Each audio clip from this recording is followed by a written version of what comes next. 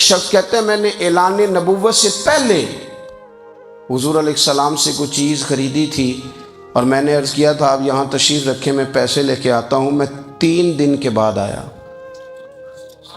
دیکھو یہ بات کرنی کتنی آسان ہے، بولنی کتنی آسان ہے، پر 3 دن یہاں میرے بھائی کو کسی شخص کو 2 گھنٹے انتظار کرنا پڑ جائے تو لوگ کہتے ہیں الانتظار اشد من القتل، یہ تو قتل سے زیادہ تکلیف والا معاملہ ہے منتظر رہنا کسی کا۔ کہتے 3 دن کے بعد میں آیا تو میرے رسول کریم وہیں تشریف فرمایا، بس اتنا فرمایا یار تم نے مجھے بڑی تکلیف میں ڈال دیا، 3 دن ہو گئے یہاں رکے ہوئے۔ تو حضور نے اپنے کردار کو، اپنے عمل کو، اپنے معاملات کو سب سے پہلے اپنی نبوت کی دلیل کے طور پر پیش کیا۔ کسی نے کیا خوب کہا تھا کہ جو تیری جان کے دشمن ہیں وہ بھی کہتے ہیں، وہ جو تیری جان کے دشمن ہیں، بظاہر تو آئے ہیں نا ہجرت کی رات جان لے لے، لیکن امانتیں حضور کے گھر میں رکھی ہوئی ہیں، امانتیں کاشانہ نور پہ پڑی ہیں۔ وہ جو تیری جان کے دشمن ہیں وہ بھی کہتے ہیں کہ امین تو ہے اور صداقت کی آبرو تو ہے، امین بھی تو ہے، صداقت کی آبرو تو ہے۔ تو پہلے کردار، پھر دوسری بات اللہ تعالیٰ نے اپنے محبوب علیہ السلام کو اپنا مطلق نائب بنا کر، اپنا محبوب اعظم بنا کر، ویسے ہی سارے انسانوں کے بارے میں کہا وَإِذْ قَالَ رَبُّكَ لِلْمَلَائِكَةِ إِنِّي جَاعِلٌ فِي الْأَرْضِ خلیفہ، میں زمین میں اپنا نائب بنانے والا ہوں۔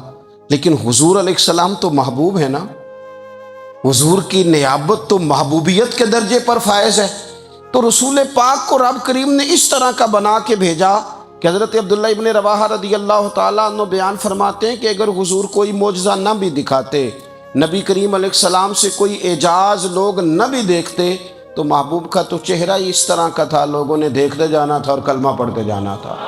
لیکن باوجود اس کے میرے رسول پاک کا اعجاز یہ ہے، کمال یہ ہے کہ حضور کبھی اشارہ کر دیں تو چاند 2 ٹکڑے ہو جائے، کبھی دعا مانگ دیں تو ڈوبا ہوا سورج واپس آ جائے، کبھی محبوب گزرنے لگیں تو پتھر آپ پر سلام پڑے، کبھی حضور پہاڑ پر چڑھ جائیں تو پہاڑ وجد میں آ کر جھومنے لگے، محبوب کا کبھی نماز پڑھاتے ارادہ بن جائے تو اللہ تعالیٰ قبلے کا رخ ہی تبدیل فرما دے۔ کیا خوبصورت سوچ ہے اور کیا نظریہ دیتے ہیں بریلی کے امام، فرماتے ہیں اجابت کا جوڑا عنایت کا صحرا، دلہن بن کے نکلی دعائے محمد، اور اجابت نے جھک کر گلے سے لگایا بڑی ناز سے جب دعائے محمد۔ دیکھو خدا کی رضا چاہتے ہیں دو عالم، خدا چاہتا ہے رضائے محمد صلی اللہ تعالی علیہ وسلم۔ اور ایک مقام پہ فرماتے ہیں نائب دست قدرت پہ لاکھوں سلام، نائب دست قدرت پہ لاکھوں سلام۔ تو اللہ تعالیٰ نے نبی پاک صلی اللہ تعالی علیہ وسلم کو جو اعجاز۔ پھر ایک اور بات ہے، تو فی نفس ہی یہ تم نے خود ظلم کیا ہے اپنے ماں باپ پر، کیوں تم نے ایسا لہجہ اختیار کیا کہ جس سے سامنے والے کی انا جاگ جائے اور وہ تمہارے مقابلے میں آ کر کے کھڑا ہو جائے؟ کیوں تم نے اس طرح کے انداز اختیار کیے کہ جس سے سامنے والا بھی سارے پنجے کھڑے کر کے باہر نکل آئے اور کہے آ جاؤ پھر میں بھی میدان میں حاضر ہوں؟ رسول کریم کی فصاحت، بلاغت دیکھیں نا، حضور 2-4 جملوں میں ساری بات سمجھا جاتے ہیں۔ ایک حدیث پاک اگر ہماری سمجھ میں آ جائے، ایک روایت نبی پاک صلی اللہ تعالی علیہ وسلم نے فرمایا خوبصورت مسلمان وہ ہے جو بے مقصد باتوں کو چھوڑ دے۔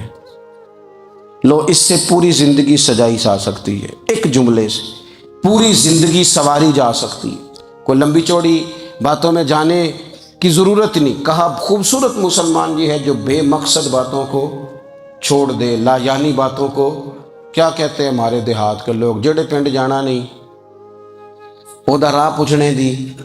لیکن آج کل لوگ باز آندے یعنی جس بات کا بالکل تعلق نہیں نا وہ بات بھی کرتے جاتے ہیں، جس کا شعبہ ہی نہیں وہ بھی چھلانگ لگا لگا کے اس میں آ جاتا ہے۔ ہم اپنا وقت ضائع کرتے ہیں، اپنی صلاحیتیں ضائع کرتے ہیں، اپنا نقصان کرتے ہیں۔ ہم اپنا کام صحیح کر کے نہیں کرتے اور دوسری ساری دنیا کو ٹھیک کرنا چاہتے ہیں۔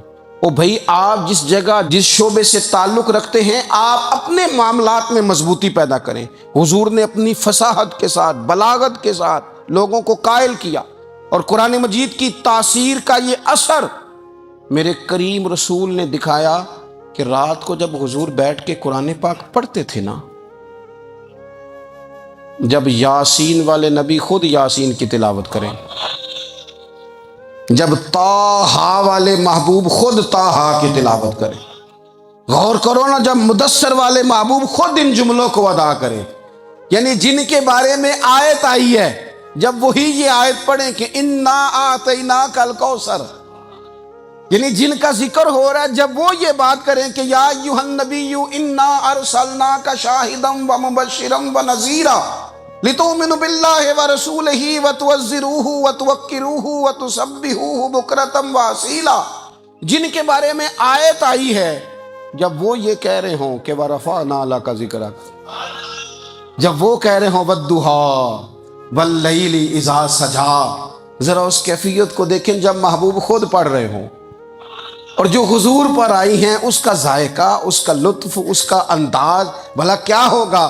حضور جب رات کو پڑھتے تھے نا قرآن پاک، تو جو پکے کافر تھے نا، ابو جہل جیسے لوگ، وہ بھی جھاڑیوں میں چھپ چھپ کے مدینے والے کی تلاوت سنا کرتے تھے، حضور کی تلاوت سنا کرتے تھے۔ یہی بہتر ہے کہ پردوں میں وہ پردہ پوش رہے، وہ اگر پردے ہٹا دے تو کسے ہوش رہے۔ رسول کریم علیہ السلام کی تلاوت کا سننا، قریب جانا، یہ اعجاز ہے۔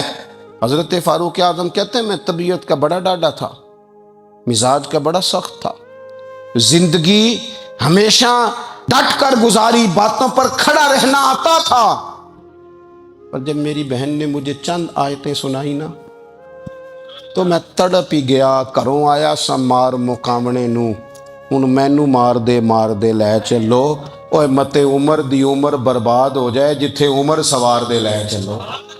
یہ اعجاز ہے رسول کریم صلی اللہ تعالی علیہ وسلم پر نازل ہونے والی کتاب کا۔ پھر حضور نے خبریں دی، نبی پاک نے خبریں دی، حضور نے فرمایا روم فتح ہوگا، وہ ہوا۔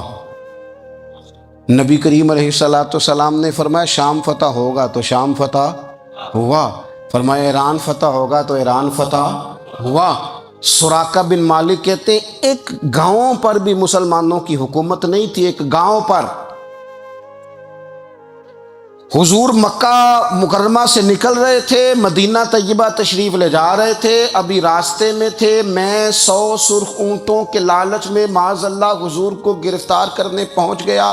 محبوب نے حکم دیا، حضور کا معجزہ میں نے آنکھوں سے دیکھا، میرا گھوڑا زمین میں دھستا چلا گیا، میں نے معافی مانگی، حضور نے معاف کر دیا۔ میں نے سمجھا اچانک ہو گیا ہے، یہ منوانا بھی بڑا مشکل کام ہے۔ شجر و حجر پہچان گئے، انسان کی نظروں میں شاکی رہا۔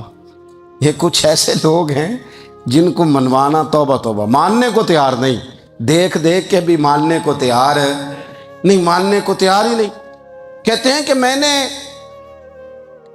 پھر چاہا آگے بڑھنا، تو پھر زمین کے اندر میرے گھوڑے کے پیر دھنسنے لگے، پھر معافی مانگی۔ کریم تیرے معاف کرنے کی ادا پہ بھی قربان جائیں۔ یہ نہیں فرمایا کہ تو بار بار یوں ہی کرتا ہے، فرمایا معافی مانگتا ہے، جا میں نے معاف کیا۔ کہتے ہیں 3 دفعہ میں آگے بڑھا، 3 دفعہ حضور نے معاف کیا تو مسکرا کے فرمانے لگے تو یہاں مجھے گرفتار کرنے آیا ہے، وہ کیسر روم کا علاقہ فتح ہوگا۔ وہ کنگن جو پہنتا ہے نا ہاتھوں میں، بادشاہ کے کنگن معروف ہیں، وہ تیرے ہاتھوں میں آئیں گے۔ اللہ کرے آپ سمجھیں، یہ جو لوگ ڈری ڈری سہمی اور ہمارے بچے مایوسی کی معاذ اللہ باتیں کرتے ہیں، وہ دیکھیں حضور کس طرح کی گفتگو فرماتے ہیں۔ ابھی ایک گاؤں پر بھی اسلام کی حکومت نہیں، لیکن حضور کا خبر دینے کا انداز۔ کریم فرمانے لگے وہ کیسر روم کے جو کنگن ہوں گے وہ تیرے ہاتھوں میں آئیں گے۔ جناب سراقہ بن مالک فرماتے ہیں کہ میں مسلمان ہو گیا، حضور کا وصال ہو گیا، کنگن نہیں آئے۔ حضرت ابوبکر صدیق کا وصال ظاہری ہو گیا، کنگن نہیں آئے۔ جناب عمر کا دور آ گیا، سراقہ بوڑھے ہو گئے۔ کوئی بندہ پوچھتا نا کہ اب تو عمر ڈھل گئی ہے، زندگی کا پتہ نہیں، کہنے لگے نہیں میں نہیں جاتا، جب تک کنگن نہیں آتے اسرائیل کوئی نہیں آئیں گے، کیونکہ ساڈے نبی دی زبان ساڈے واسطے قرآن، جو دن کو کہہ دیا دن ہے تو دن نکل آیا، جو شب کو کہہ دیا شب ہے تو رات ہو کے رہی، اور خدا نے ان کی زبان کو وہ اختیار دیا، جو نکلی منہ سے ان کے وہ بات ہو کے رہی۔ اور فاضل بریلوی کا تو انداز ہی پھر انوکھا ہے نا، وہ تو کہتے ہیں وہ زبان جس کو سب کن کی کنجی کہے، جس کو سب کن کی کنجی کہیں، اس کی نافذ حکومت پہ لاکھوں سلام۔ کہنے لگے نہیں آتے حضرت اسرائیل، فکر نہ کرو، بوڑھے ہو گئے تھے، نکلنا گھر سے بند کر دیا تھا، حضرت عمر کا دور تھا، کنگن آ گئے۔ حضرت فاروق اعظم نے ان کے پوتوں سے، نواسوں سے، بچوں سے کہا جاؤ بلا کے لاؤ، کہا دادا جان بوڑھے ہیں، فرمایا تم کان میں کہہ دینا کنگن آ گئے، پھر تم دیکھنا تو صحیح۔ پھر حضرت سراقہ آئے، حضور نے جو خبریں دیں، نبی پاک علیہ الصلوۃ والسلام نے جو گزشتہ قوموں کے احوال بیان کیے، اور پھر میرے نبی پاک علیہ الصلوۃ والسلام نا دنیا میں عزتیں دینے آئے، عزتیں۔ یہ مزاج ہمیں کم کرنا چاہیے، یہ جو ہم ساری زندگی اس کام میں لگا دیتے نا، کسی کو نیچا کیسے دکھانا ہے، یہ انداز حضور نے نہیں ہمیں دیا۔ اب دیکھو حضور تشریف لائے تو ہمیں پتہ چلا کہ حضرت یوسف جیسا سونا کوئی نہیں، حضور تشریف لائے تو ہمیں پتہ چلا کہ حضرت داؤد جیسی خوبصورت آواز کسی کی نہیں، حضور تشریف لائے تو ہمیں پتہ چلا کہ جناب عیسیٰ علیہ السلام کا فقر اختیاری کس طرح کا تھا، محبوب تشریف لائے تو ہمیں پتہ چلا کہ حضرت موسیٰ کا جلال کس طرح کا تھا۔ یہ تو حضور آئے تو نبی پاک علیہ السلام نے اس کی بھی عظمت بیان کی، اس کی بھی شان بیان کی، حضور نے بتایا کہ ابو بکر صدیق کی شان کیا ہے، فاروق اعظم کا مرتبہ کیا ہے، عثمان غنی کی حیا کیا ہے، مولا علی کی شجاعت کیا ہے، اہل بیت نبوت کی عظمت کیا ہے۔ حضور آئے عزتیں دینے، ماں کو عزت دی مدینے والے رسول نے، کہا جس کا باپ راضی ہو گیا اس کا رب راضی ہو گیا، فرمایا جو 2 بیٹیاں 3 بیٹیاں 4 بیٹی بہنیں یا ایک بیٹی یا بہن بیاہ کے آ گیا نا، اس طرح میری 2 انگلیاں جڑی ہوئی ہیں، میرے ساتھ جڑ کے جنت میں جائے گا۔ رسول کریم صلی اللہ تعالی وسلم نے عزت دی، عزت دی، حضور عزتیں دینے، کوئی اعزاز نہیں، ان پڑھ بندہ ہے، سادہ ہے، غریب ہے، مزدوری کرتا ہے، ہاتھوں پہ چھالے، یا رسول اللہ اس کا بھی کوئی اعزاز ہے؟ قربان جائیں، میرے کریم نے عزت دی، فرمایا محنت کر کے روزی کمانے والا تو اللہ کا دوست ہے، یہ اینٹیں اٹھانے والا، یہ مشقتیں کرنے والا، یہ صبح دیہڑی پہ جانے والا، یہ بیچارہ جو اچار سے روٹی کھاتا ہے، تو نے ہر شخص کی قسمت میں یہ عزت لکھی اور آخری خطبے کی صورت میں وصیت لکھی۔ رسول کریم نے ہر بندے کو اعزاز دیا، عظمتیں دی، حضور عزتیں دینے آئے، نبی پاک علیہ السلام نے اعزازات دیے، حضور نے نوازا، یہ ساری چیزیں میرے رسول پاک کی تشریف۔ اور پھر یہ جو حضور کے صحابہ اور اہل بیت ہیں نا، یہ بھی میرے نبی پاک کی نبوت کی دلیل ہے، اتنی جلدی انقلاب آیا نہیں کرتے، وہ کل تک جو رہزن تھے حضور نے راہبر بنا دیے، وہ لوگ جو کل تک ایک دوسرے کے گلے کاٹ کے کھاتے تھے، ایک دوسرے کو مارتے تھے، تکلیف پہنچاتے تھے، برادری ازم پہ لڑتے تھے، حضور نے بھائی بھائی بنا دیے، ایک پلیٹ میں کھانا کھانے لگے، سیدنا بلال حبشی، صہیب رومی، سلمان فارسی، حضور نے یوں کر کے ملا دیا۔ نبی کریم علیہ السلام نے تقسیمیں ختم کر دی دنیا میں، حضور کہ صحابہ نے اپنا کردار اس طرح کا دکھایا، اتنا بلند کیا، اور صحابہ کرام علیہم رضوان اس کو دیکھ کر اتنی بلندیوں پہ گئے کہ گواہیاں اللہ کا قرآن دیتا ہے، فرمایا محمد الرسول اللہ والذین معہ اشداء علی الکفار رحماء بینہم تراہم رکعا سجدا یبتغون فضلا من اللہ ورضوانا۔ اور میں یہ جو میرے محبوب کے ساتھ والے ہیں کافروں پر سخت ہیں، آپس میں نرم دل ہیں، تم جب بھی انہیں دیکھو گے سجدے کرتے دیکھو گے، رکوع کرتے دیکھو گے، تم انہیں دیکھو گے اللہ کی رضا کے متلاشی ہیں، انہیں ساری مادہ پرستی سے نکال کر محبوب نے رب کی رضا کے رستے پہ ڈال دیا۔ میرے نبی کریم سید عالم صلی اللہ تعالیٰ علیہ وسلم کی نبوت کے دلائل کے طور پر یہ ساری چیزیں آئیں۔ بس میں بات سمیٹنے لگا ہوں، حضور کا جو اخلاق ہے نا، وہ بھی نبی کریم علیہ الصلوۃ والسلام کی نبوت کی بہت بڑی دلیل ہے۔ وَإِنَّكَ لَعَلَىٰ خُلُقٍ عَظِيمٍ، محبوب ہم نے آپ کو نا خلق عظیم کا مالک بنایا ہے، کچھ لوگ سمجھتے ہیں صرف آپ کا بولنے کا انداز ٹھیک ہو تو آپ با اخلاق ہیں. نہیں بھائی، بولنے کا انداز ٹھیک ہونا با اخلاق نہیں، سچ بولنا اخلاق کی علامت ہے. آپ کا حق بات کرنا اخلاق ہے، آپ کا صحیح گواہی دینا اخلاق ہے، آپ کا اللہ تعالیٰ کی طرف سے آزمائش آنے پر صبر کا مظاہرہ کرنا اونچا اخلاق ہے. رب نعمت دے تو آپ کا وجود ڈھلتا جائے شکر میں، یہ اخلاق ہے.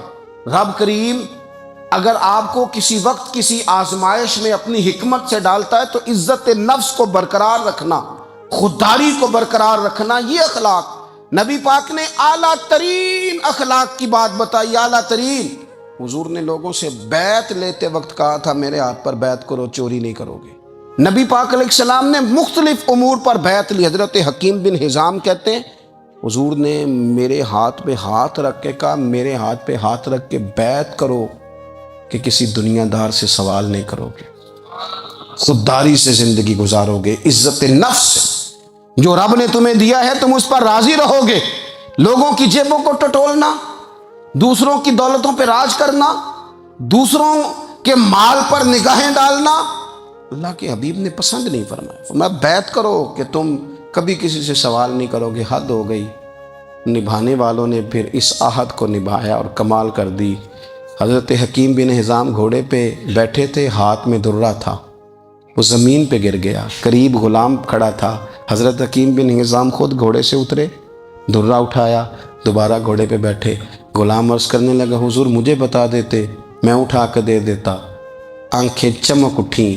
فرمانے لگے کیسے بتا دیتا؟ اپنے رسول سے وعدہ کیا ہے کبھی کسی سے سوال نہیں کروں گا، کبھی سوال نہیں کروں گا. اللہ کے محبوب نے ہمیں اعلیٰ اخلاقی قدروں کی بات ہمیں سکھائی ہے. ہم دیکھتے ہیں کہ بڑی جلدی 2 4 5 لوگوں کے غصہ دلانے پر ہم ساری اخلاقی حدوں کو کراس کر جاتے ہیں. دوستو ہمارا ایک ویژن ہونا چاہیے، ہمارے ذاتی رویے بڑے معتبر ہونے چاہیے. لین دین کے معاملات کے اندر مسلمانوں کو بڑا صاف ستھرا ہونا چاہیے. ہمیں اپنی معاشی زندگی میں روزمرہ کے معاملات میں ہماری توجہات کا مرکز صرف اللہ رسول کی ذات ہونی چاہیے. رب کریم نے اپنی حکمت سے کسی کو کتنا دیا ہے یہ اس کی حکمت کے تقاضے ہیں. ہمیں اس نے جس رنگ میں جس حال میں رکھا ہے ہمیں اپنے رب کی رضا پر بہت زیادہ مطمئن ہونا چاہیے. اچھا پھر ایک اور بات، جن چیزوں کو ہم نے دکھ بنایا ہے نا یہ تو وہاں دکھ تھا ہی نہیں. مہینہ مہینہ چولہا نہیں جلا، لیکن کسی جگہ اظہار غربت ہے حضور کی اولاد پاک کا یا صاحب کا یا ازواج کا. مہینہ مہینہ چولہا نہیں جلا، لیکن یہ اخلاق عالیہ کا حسن دیکھو. اپنے گھر مہینہ مہینہ چولہا نہیں جلا، جو مانگنے آیا اسے جھولی بھر کے عطا فرمایا، کوئی دروازے سے خالی نہیں گیا.